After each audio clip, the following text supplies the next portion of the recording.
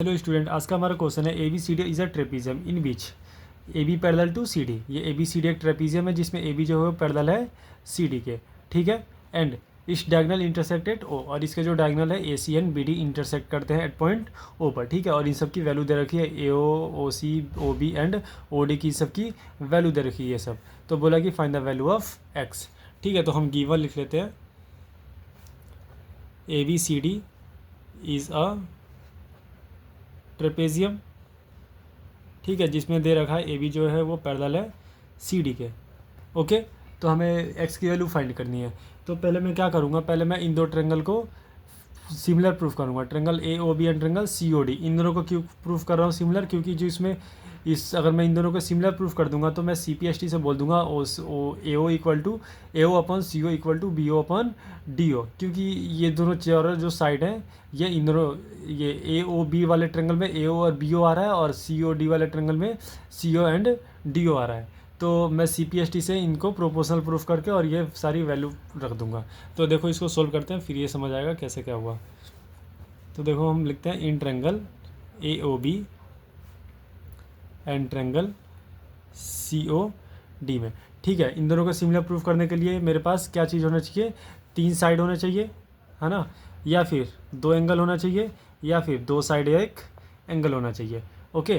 तो यहाँ पर दिख रहा है मेरे को ये वाला इसके इक्वल होगा एंगल और ये वाला इसके इक्वल होगा अल्टरनेट इंटीरियर एंगल, और ये वर्टिकली अपोजिट भी एंगल हो जाएगा। तो हमें केवल दो ही एंगल चाहिए, ठीक है। तो मैं अल्टरनेट इंटीरियर एंगल ही ले लेता हूँ दोनों वाले। तो angle O A B, angle O A B equal होगा एंगल किसके, ओ सी डी के, ओ सी डी के। और एंगल ओ बी ए, एंगल ओ बी ए इक्वल हो जाएगा एंगल ओ डी सी के, ओ डी सी के। रीज़न दोनों का अल्टरनेट इंटीरियर एंगल, ठीक है। तो देयरफॉर जो मेरा ट्रेंगल है triangle A O B similar हो गया ट्रेंगल सी ओ डी के। भाई दोनों एंगल एंगल है, ये भी एंगल ये भी एंगल, तो भाई एंगल एंगल सिमिलैरिटी क्राइटेरिया से, ठीक है।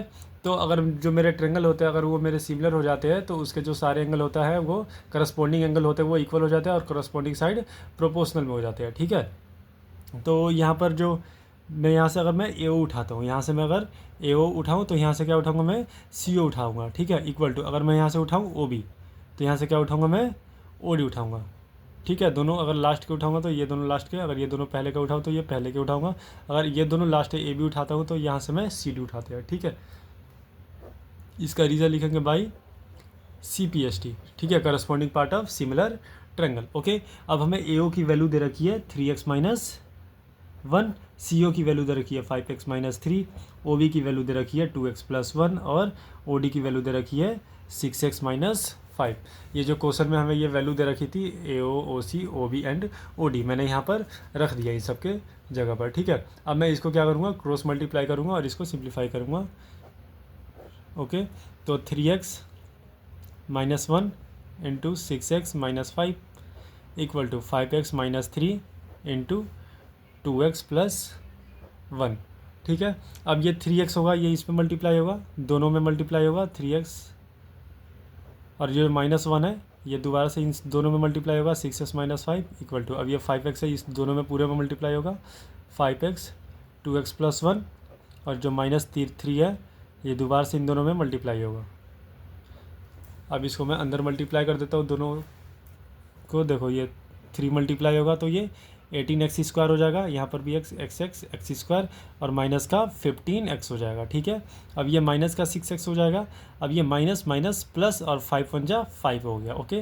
अब 5 2 जा 10 x मिलकर एक्स स्क्वायर हो जाएगा और 5 को 1 से मल्टीप्लाई करेंगे तो केवल 5x आ जाएगा, और माइनस 6x और माइनस 3।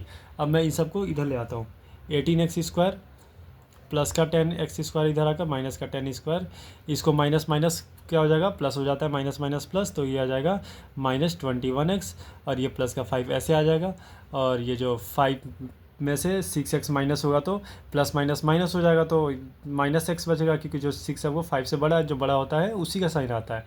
तो 6 बड़ा है तो साइन इसका क्या आएगा, माइनस का है तो ये माइनस का x बचेगा यहाँ पर, तो इधर आएगा तो वो प्लस का x हो जाएगा, ठीक है। अब जो माइनस का 3 था इधर आकर प्लस का 3 हो जाएगा इक्वल टू 0। अब 18 में से 10 जाएगा तो 10x स्क्वायर जाएगा तो 8x² बचेगा, और यहाँ पर 21 में से -21x प्लस का x प्लस माइनस माइनस तो बचेगा 20x, और 5 3 8 हो जाएगा, दोनों प्लस किया तो ये प्लस हो गया। अब इसमें से मैं 4 कॉमन निकाल लेता हूँ, 4 कॉमन दिख रहा है मेरे को, तो 4 कॉमन निकाल लिया, 4 2 जा 8x² बचेगा, माइनस का 4 5 जा 20x प्लस 4 2 जा 8 इक्वल टू 0, है ना। 4 2 जा 8 हो जाएगा, 4 5 जा 20 हो जाएगा, 4 2 जा 8 हो जाएगा। ओके, अब ये जो 4 था इधर आकर डिवाइड होके 0 बच जाएगा, तो 2x² minus 5x plus 2 equal to 0 आ गया। अब मेरे को x की वैल्यू चाहिए, तो जो हमारा फॉर्मूला होता था 4th चैप्टर में, x इक्वल टू माइनस का b plus minus root b² minus 4ac divide by 2 है, ये वाला फॉर्मूला मैं यूज़ कर लेता हूँ।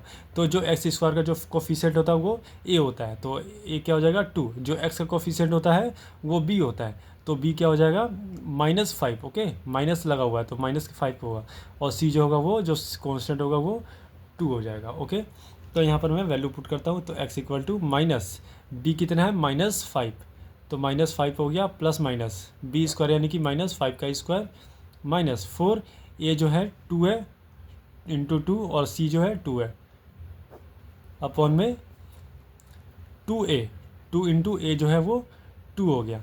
ठीक है, अगर मैं इसको सोल्व करूँ तो ये कितना हो जाएगा, माइनस माइनस प्लस का 5 हो जाएगा, प्लस माइनस ये 5 का स्क्वायर 25 हो जाएगा, माइनस है तो 2 बार मल्टीप्लाई होगा, -5 इंटू -5 तो प्लस हो जाएगा, और 4 2 जा 8, 8 2 जा 16, माइनस है माइनस लगाया, 16 डिवाइड बाई 4। ओके, तो यहाँ तक कर लिए थे हमने। अब इसको हम आगे करते हैं, 5 प्लस माइनस, यहाँ पर 25 में से 16 माइनस होगा तो बचेगा 9 डिवाइड बाई 4। अब 9 किसका रूट होता है, 3 का होता है, तो प्लस माइनस 3 हो जाएगा डिवाइड बाई 4। अब इसको हम क्या करेंगे, एक बार प्लस में लिखेंगे, एक बार माइनस में लिखेंगे, तो x इक्वल टू 5, यहाँ पे प्लस माइनस है ना, दोनों है, तो एक बार इसको हम प्लस में लिख देते हैं, और दूसरी बार एक बार x equal to 5 minus 3 divide by 4, एक बार प्लस में एक बार माइनस में। अब x की वैल्यू 2 आएगी, ठीक है, तो यह 5 3 8 हो जाएगा डिवाइड बाई 4, और x इक्वल टू 5 में से 3 जाएगा तो 2/4 हो जाएगा। अब इसको कैंसिल आउट करेंगे तो x इक्वल टू 4 2 जा 8 हो गया, और x इक्वल टू 2 2 जा 4, तो 1/2 हो गया। x की वैल्यू हमारी 2 आई, लेकिन दोनों अलग आ रही है तो हमें चेक करना पड़ेगा कौन सा आंसर ही है।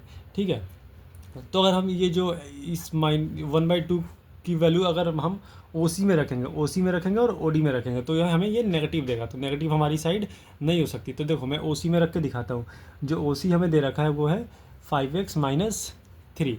ठीक है, तो यहाँ पर x की वैल्यू रखता हूँ 1/2 माइनस 3, तो ये क्या हो जाएगा 5 1 जा 5/2 माइनस का 3। अब 2 को 3 से मल्टीप्लाई करूँगा, अब मैं 2 को 3 से मल्टीप्लाई करूँगा तो कितना हो जाएगा माइनस का 6, ठीक है, और डिवाइड बाई 2, तो ये कितना आ गया, OC जो आया वो -½ आ गया। तो जो हमारा जो कोई भी लेंथ हो सकती है वो तो माइनस में हो ही नहीं सकती, तो OC हमारा आंसर नहीं होगा। तो देयरफॉर हमारा राइट आंसर क्या होगा, x की वैल्यू जो होगी वो 2 होगी।